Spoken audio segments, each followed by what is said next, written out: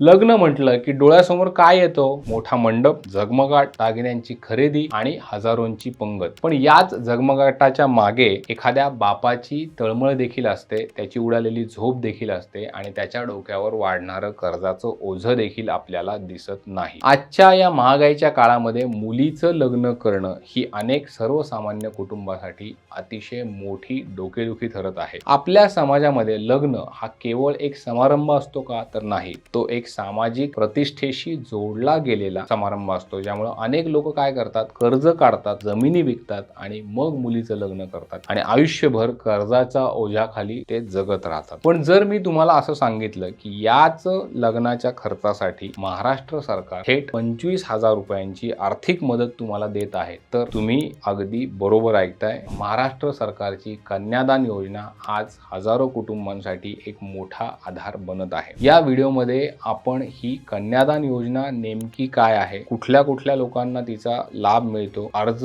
कसा करायचा, कोणती कागदपत्र त्याच्यासाठी गरजेची असतात, या सगळ्याची माहिती जी आहे ती सविस्तर जाणून घेणार आहोत. सामुदायिक विवाहांना प्रोत्साहन देण्यासाठी आणि आर्थिकदृष्ट्या दुर्बल कुटुंबांचा लग्नाचा भार कमी करण्यासाठी महाराष्ट्र सरकारनं कन्यादान योजना सुरू केलेली आहे. या योजनेअंतर्गत सामुदायिक विवाहामध्ये सहभागी होणाऱ्या नवविवाहित जोडप्यांना 25,000 रुपयांची आर्थिक मदत दिली जाते. विशेष म्हणजे ही रक्कम कुठल्याही मध्यस्थाशिवाय थेट जे लाभार्थी असतात त्याच्या बँक खात्यामध्ये जमा केली जाते. त्यामुळं योजनेमध्ये पूर्णपणे पारदर्शकता राहते. फक्त एवढंच नाही तर असे अनेक सामुदायिक विवाह सोहळे जे आहेत ते आयोजित करणाऱ्या नोंदणीकृत सामाजिक आणि स्वयंसेवी संस्था ज्या आहेत त्या संस्थांना देखील शासनाकडनं प्रति जोडपे 4,000 रुपयांचं अनुदान दिलं जातं. त्यामुळे अशा सोहळ्यांचं आयोजन मोठ्या प्रमाणावर आता व्हायला पुन्हा एकदा सुरुवात झालेली आहे. आता या सगळ्याचा फायदा काय होतो, तर मंडप, सजावट, जेवण, व्यवस्थापन या सगळ्याचा खर्च जो आहे तो विभागला जातो. कुटुंबांची लाखो रुपयांची बचत होते. विवाह साधेपणाने व्हावेत आणि अनावश्यक खर्च टाळावा, हाच या मागचा सरकारचा उद्देश आहे. मित्रांनो, एका बापाच्या खांद्यावरचं ओझं कमी करणारी ही जी माहिती आहे ती प्रत्येक गरजू कुटुंबापर्यंत पोहोचवणं अतिशय गरजेचं आहे. अशीच तुमच्या खिशाला परवडणारी आणि थेट फायद्याची माहिती जी आहे ती आम्ही नेहमी शोधून काढतो, ती तुमच्यापर्यंत पोहोचवतो. त्यामुळे हा जो व्हिडिओ आहे त्याला एक लाईक नक्की करा. आमच्या पैसा पाणी चॅनेलला सबस्क्राईब करा, जेणेकरून कुठलीही सरकारी योजना जी आहे त्याची माहिती तुमच्याकडनं मिस होणार नाही. आता बघूयात या सरकारची ही जी योजना आहे त्यासाठी नियम काय आहेत, अटी काय आहेत आणि कोणाला या योजनेचा लाभ घेता येतो. या योजनेचा लाभ घेण्यासाठी काही ज्या महत्त्वाच्या अटी आहेत त्यातली पहिली जी अट आहे ती म्हणजे लाभार्थी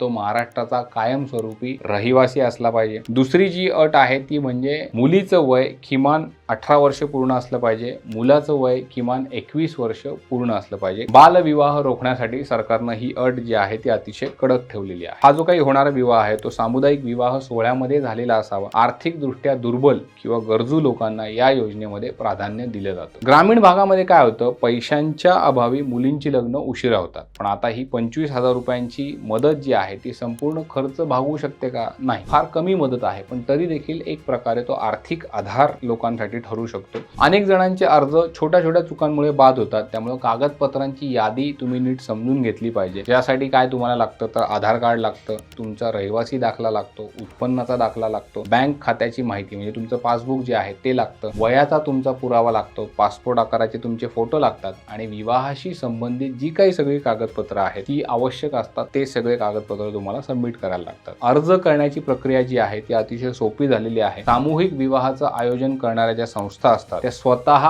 पात्र जोडप्यांची नोंदणी या योजनेमध्ये करत असतात. किंवा तुम्ही तुमच्या जिल्ह्यामध्ये समाज कल्याण कार्यालयामध्ये जर गेलात तर तिथे जाऊन या योजनेसाठी अर्ज करू शकता. अर्ज भरल्यानंतर संबंधित विभाग जो असतो त्या विभागाकडनं कागदपत्रांची पडताळणी केली जाते आणि ही जी काही सगळी माहिती आहे ती जर योग्य असेल तर आर्थिक मदत थेट तुमच्या खात्यामध्ये पैसे येतात. आजकाल लग्न समारंभांमध्ये दिखाऊपणांवर जास्त भर दिला जातो, पण या योजनेमुळे काय होतंय की सामुदायिक विवाहांची संख्या जी आहे ती आता वाढताना दिसते. त्याचे सामाजिक फायदे जे आहेत ते आता होताना आपल्याला दिसत आहे. सामुदायिक विवाहामध्ये काय होतं, श्रीमंत गरीब असा कुठलाही भेदभाव केला जात नाही. सगळी जोडपी जी आहेत ती एकाच मानवामध्ये एकत्र विवाहबद्ध होत असतात, ज्यामुळे समाजामध्ये समानतेचा आणि साधेपणाचा एक प्रकारे संदेश जात असतो. वयाची अट असल्यामुळे बालविवाह अजिबात इथे होत नाहीत. बालविवाहांना आळा बसतो. सरकारचं ते एक उद्दिष्ट इथे साध्य होतं. कायदेशीरपणे विवाहांना प्रोत्साहन मिळतं. महिला सक्षमीकरणाच्या दृष्टीने देखील हे एक मोठं पाऊल आहे, कारण पैशांच्या अभावी मुलींचा विवाह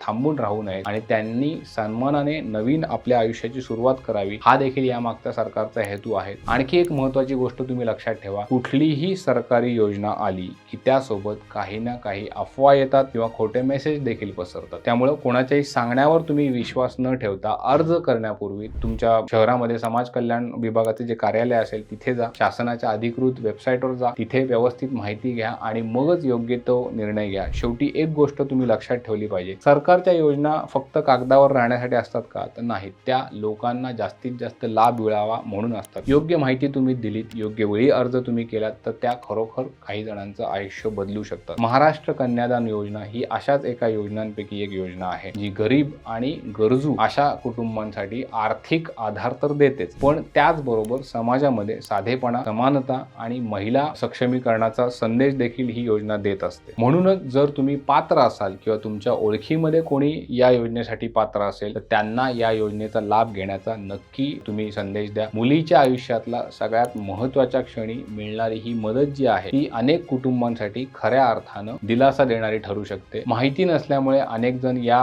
योजनेच्या लाभापासून वंचित राहतात. त्यामुळे हा व्हिडिओ जो आहे तो तुम्ही जास्तीत जास्त लोकांबरोबर शेअर करा. तुमच्या कुटुंबामध्ये, तुमच्या नातेवाईकांमध्ये, ओळखीमध्ये किंवा इतर कुठे तुमच्या माहितीमध्ये आर्थिकदृष्ट्या जर कोणी दुर्बल असेल, त्यांच्या मुलीचं लग्न ठरत असेल आणि त्यांना जर या योजनेमुळे खरोखर फायदा होणार असेल तर त्यांना हा व्हिडिओ तुम्ही शेअर करा. ही माहिती तुम्हाला कशी वाटली आम्हाला कमेंट बॉक्समध्ये नक्की सांगा. सध्यासाठी इथेच थांबूयात. पाहत रहा पैसा.